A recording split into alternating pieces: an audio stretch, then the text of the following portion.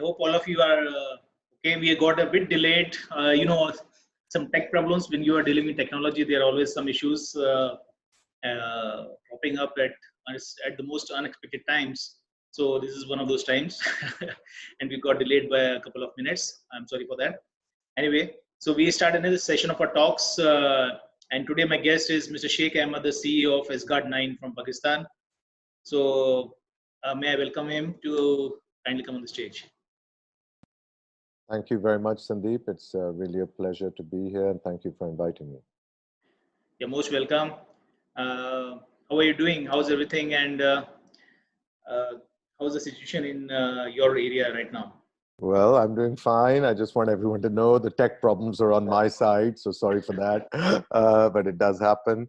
The situation is pretty much like everywhere else in the world. I think that, as we know, South Asia got the virus a bit later than some of the sort of European countries. So we're still kind of going through our lockdown, but it's a smart lockdown. They're slowly easing stuff. Step by step, I do think it's very difficult, and everyone's in the same boat. Yeah, we are all in the same boat, and of course the situation differs from country to country. But after all this disruption, what do you see? When is the industry coming back on its feet, especially in Pakistan?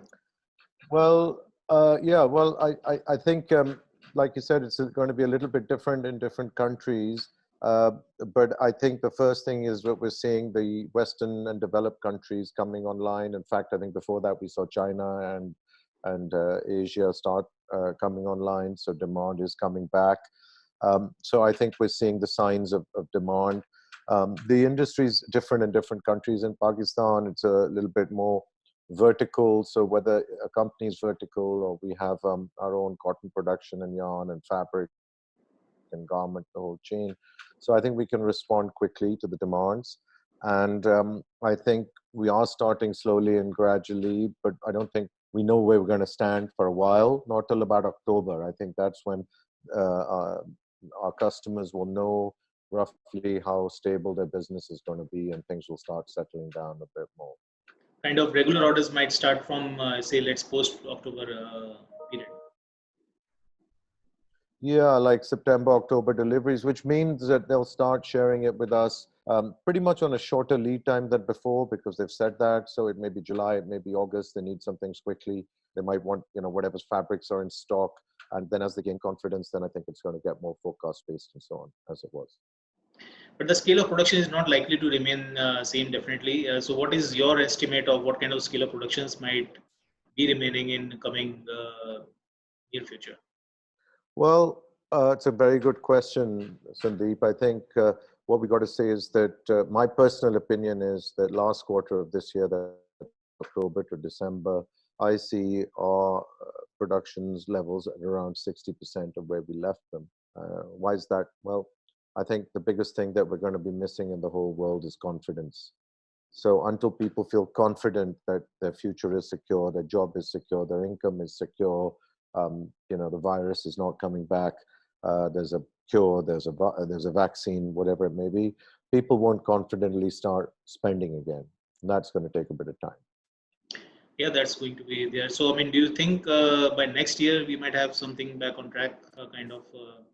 I mean, my current forecast is that by last quarter of next year, we should, in my opinion, be absolutely 100% back on track. If things go really, really well, some best case examples, then that could be a little bit sooner. But I think that if companies manage themselves, cut costs and control things, then I think by October, November this year, they should be in a fairly steady state and not be in so much stress.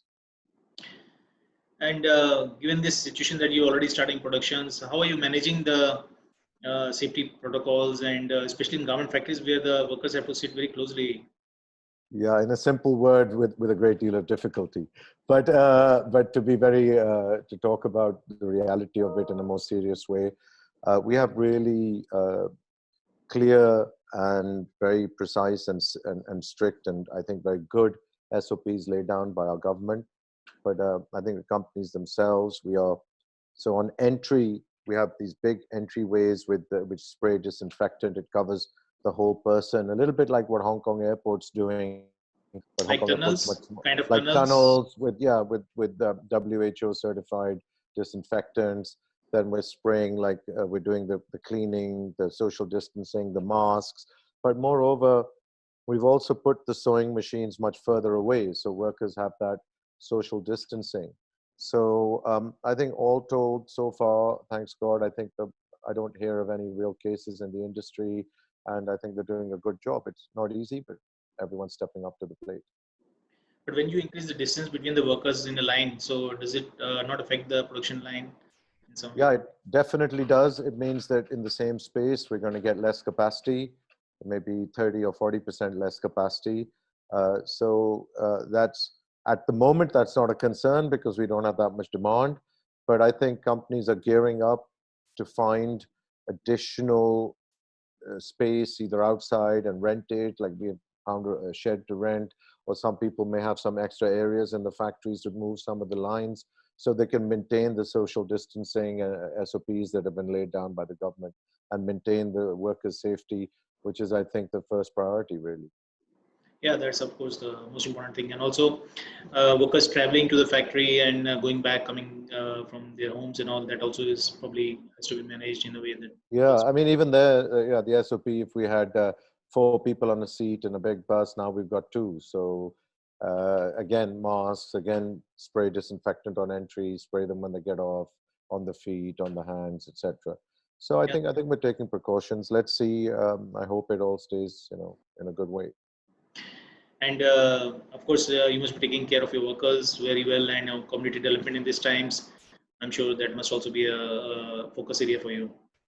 Yeah, it always is. It's a high priority. I mean, we like to give back, and I think you get what you sow. So if you do a good job, you get it back. We look after our community anyway. We have support the community hospital, the orphanage. We do water stations for clean water drinking. But moreover, I think recently people were really stuck in the lockdown. There was no food, so we got groups, we got teams that were at that time quite free. We made a lot of ration packs, went to the villages, some very near the factory, some a bit further for our workers, made sure they had food, which I think was the most essential thing. People couldn't get to markets had shut down, and so on. So we did that community outreach. I think it was really appreciated. And well, fingers crossed, we hope it just, keeps going in a good way. No, definitely, that's the right way. And if you look at the consumers, um, what is your analysis that is there is a change? Like last 2 months, do you see the change in the consumer mindset coming through of course, through your buyers, through your retailers? Do you already feel that some kind of changes are coming through them in terms of feedbacks, in terms of kind of orders which are coming? I mean, I think it's in 2 stages. I think consumers that have too much stock, most of them have too much stock, want to clear the stock on sales. Other than that, I see 2 distinct trends. One trend is that there's a demand for protective fabrics. So that means, antimicrobial, which means kills viruses, antifungal, so no bacteria, and water resistant because the virus goes through water. Water resistance can protect you against such things. So I think that's one trend. Protective garments can be in jeans, can be in shirts, can be in outerwear, and in masks. I think there's a real new category. I mean, before COVID-19, we didn't used to sell masks. Now they want masks of every kind. So that's a new category. The other thing is, I think online sales are really growing. If you look at the sales of online retailers, I think they've actually been beneficiaries out of this whole thing. And I think any trend going with online or digitalization is going to grow. And we'll talk more about that as we go on today. So maybe we can see the fashion mask becoming a kind of a regular accessory with the orders that are coming for other items. Yeah, I think absolutely. Just to be funny, somebody asked us if we could do. They were doing these, little girls' panties with the print, and they want a matching mask. So give an idea of how fashion accessory it is. So yeah, I think, and then people want these special holders on their jean belts where they can put the mask, because when you go somewhere, where do you put your mask? So so they want a holder for it. So I think it's going to become a trend with the fashion and the bit being a bit cool and useful So yeah, it's a new product category, I think. Absolutely. In fact, I was, let's say in early March, I was speaking to, and we did an article also on our site, that there might be a demand for over a few billion masks, fashion masks. Yeah. And that seems to, things seems to be moving in that direction. And people, I think people are looking for fashion masks. Of course, the medical mask is definitely there as a requirement, but people want to look better when they are using masks. They don't want to look really medical kind of. They want to look cool, right? They want to look cool with the mask, which is fine. I have no problem with that. I mean, everybody needs some orders. If it's a mask, hey, why not? Yeah. I'm happy. I'm happy if the people feel safe. I'm happy if they look good in the process, and I'm happy for all the factories if they can get some business out of it, and everyone's a winner. So yeah, you're absolutely right. I think that's there, and I think protective clothing is going to stay and grow in some form or the other. We got more technology coming in, so it's going to come more of this stuff. Yeah, protective clothing also means that probably we are looking at more expensive clothing because all these treatments and will add cost to the products. Yeah, I mean, I think you're right, absolutely right. I think there's again a couple of trends in that. I mean, one is protective clothing means more functionality, means more research and development, so it's more expensive for sure, no question. I think there's a little bit of people who want stuff just to wear temporarily, very cheap. But I do believe that as awareness is growing for recycling, sustainability, looking after our planet, we do need to talk on the numbers, right? The more numbers we produce, if it's a cheap garment or an expensive garment, you still got water, you still got chemicals, you still got cotton. So you want to produce less garments and maybe better ones. But at this point, there's not a clear trend yet. I think we're going to watch. Definitely protective clothing is a niche, but let's see how retailers go about it. There might be probably two extremes. One extreme is where people are looking for the cheapest clothes, and the retailers are throwing out their stocks at the cheapest prices. And on the other hand, people who are really looking for quality clothing, and they are really going to the parameters of the clothing and trying to pick the best quality. Yeah, I think you're right. I think something like that definitely is going to happen, and in the end, there's let's see how what percentages go where. It was a very clear trend I read right before COVID-19 that men are clearly exhibiting their needs, that they want to wear less articles but better quality, better longevity, etc. For women, I didn't read anything, I'm not sure, but certainly that part on the men's side was there. It was a very clear article with numbers and all. So I mean, that will reflect in the orders you will get, over the period of time. Probably that will reflect out there. In a way, we hope so. We've invested quite a lot. We have a very strong range of clothing that's protective, and I think it's very cutting edge. I've got a great range of masks where we're doing the full design service and the filtration levels and everything, so we can have it as good as a medical mask or a bit less. But in either way, it's antimicrobial, it's water resistant, so it gives you really great protection. So we hope so. We've worked hard, and I'm sure many others have as well. Definitely. And what do you think about other categories like loungewear and homeware, which probably seem to be getting more popular, athleisure, where people are looking for more comfortable garments? Yeah, I completely agree with you, and I think something I should have maybe mentioned earlier, when during this lockdown, there was a time in the smart lockdown, people can go out and exercise. So people are now walking out in their leisure wear, if it's not too cold. So I think there's definitely a need, slowly, when I went to school, I wore a tie every day. I don't think I've worn a tie in 20 years, now. So not to say how old I am, but it's been a while. So everyone is going for leisure wear, easier. So we're also looking at that. I think, what is denim? Denim was originally a blue fabric made in denim for sailors. It's cheap, but it looks good because as you wear it, it doesn't fade. Like if you hang your t-shirt in the sun, it looks nicer with age.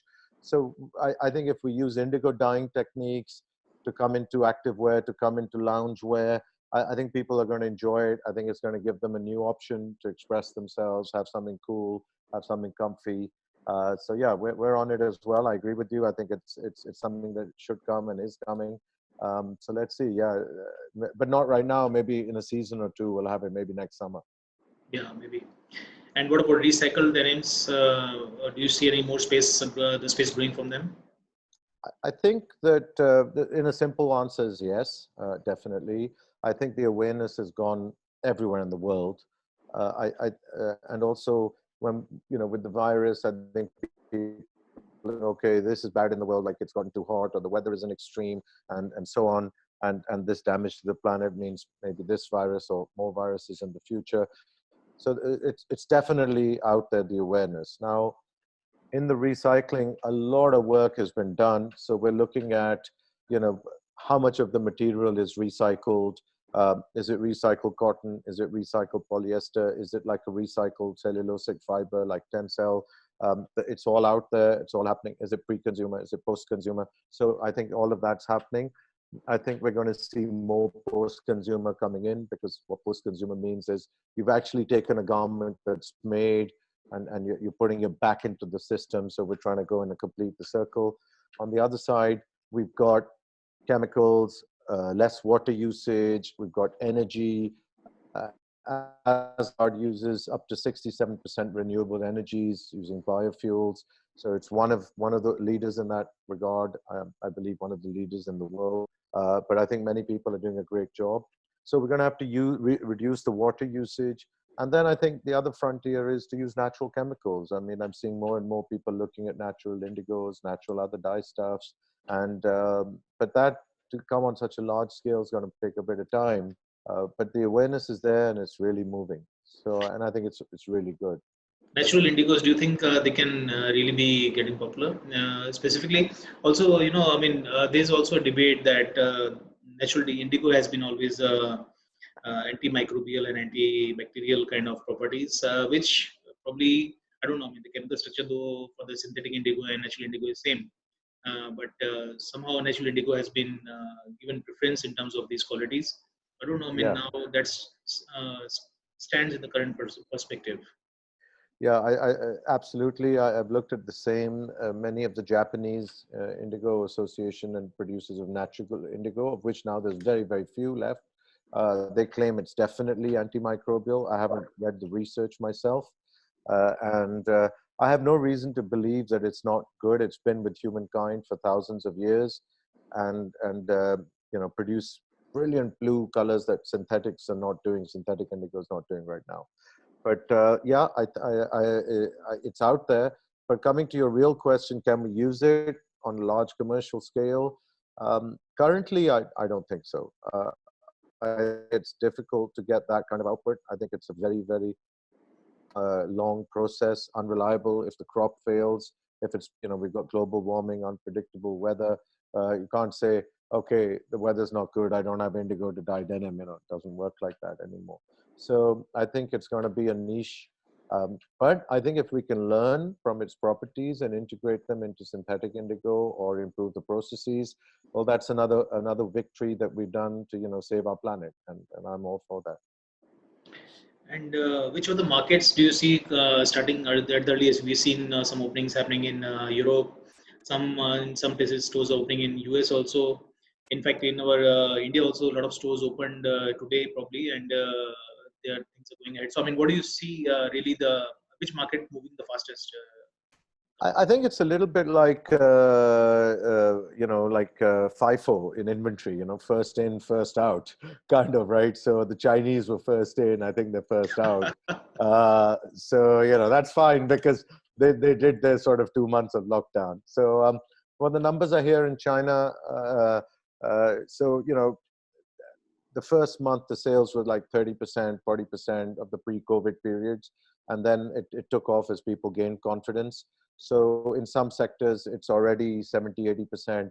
But in some luxury sectors, in particular, Mercedes-Benz reported sales equivalent to pre-COVID. I mean, they're selling, 50,000 Mercedes-Benz a month. So they're back. So that's luxury. So I think Europe is not far behind. But Europe is a little bit more challenged because it's different timings at different parts of Europe, and uh, some of the economies are very, very tourist dependent. So for the summer season, so what do they decide on the summer? Tourists go, don't go? What do they spend? So it's going to be a little bit slower, in my opinion, in Europe, but it's coming. And then I think America's the kind of country, with a big bounce. I mean, if they come out and they're ready, they'll go. And otherwise, you never can tell. But generally, historically speaking, the American economy has shown great resilience in bouncing back. So I think it'll be a couple more months and they'll kick into gear as well. And, India's a big giant too. So we hope everything works well for you guys and we keep going. Yeah, I mean, in fact, what because the smaller cities have been opening for last 1 week or 10 days, Okay. and Mm-hmm. some the reports from some other cities is that the same day sales from the last year is already touched 70 to 80% in Well, that's 1 week. great news because there's a lot of small guys that are really suffering and they don't know about their tomorrows. And that's got to be really stressful and they have families to look after. So I'm really happy to hear that. That's great news. Absolutely. Also, one more thing which we learned during this period was, the smaller shops, the smaller retailers, the mom and pop shops. They were the people who saved the days, and probably I think they should get some benefits out of post COVID. They should have probably more support from the consumers, even in not only in India but of course all over Europe and US also. Yeah, Sandeep, you're right. I mean, it's really hard to imagine how someone can have overnight their whole life pulled out from under their feet. You've got young kids, you've got old parents, and you just don't know about tomorrow. So this virus has, it's everyone is equal. Heads of state have gotten it. It's not about socioeconomics. It's not about dark or light. It's just can get it. Everyone's gotten it. Everyone has suffered. So we got to pull together. I think we are pulling together, and we've got to come out for it. And whatever we can do to help the most needy, well, that's where it should start. I think we can label Corona as the biggest leveler ever. It is leveled down Yeah, everybody at the same level. yeah. I mean, yeah, you're right. That's a good way. That's a great way of thinking about it. You're right. And you know what? While the economics and all has been terrible, I think it's good for the world to get a feeling for that being level. We're all humans. In the end, we're all the same at a certain level. We have the same needs. We need to eat. We need to sleep. We need the basics. Yeah, Need the help. So that's great. I mean, that part it's that part. going to make the Yeah. world a better place. So, Absolutely. Post COVID, hopefully we'll come out as better humans. yeah, that's the only upside I can think of, right? The rest has been very tough for everyone. Absolutely.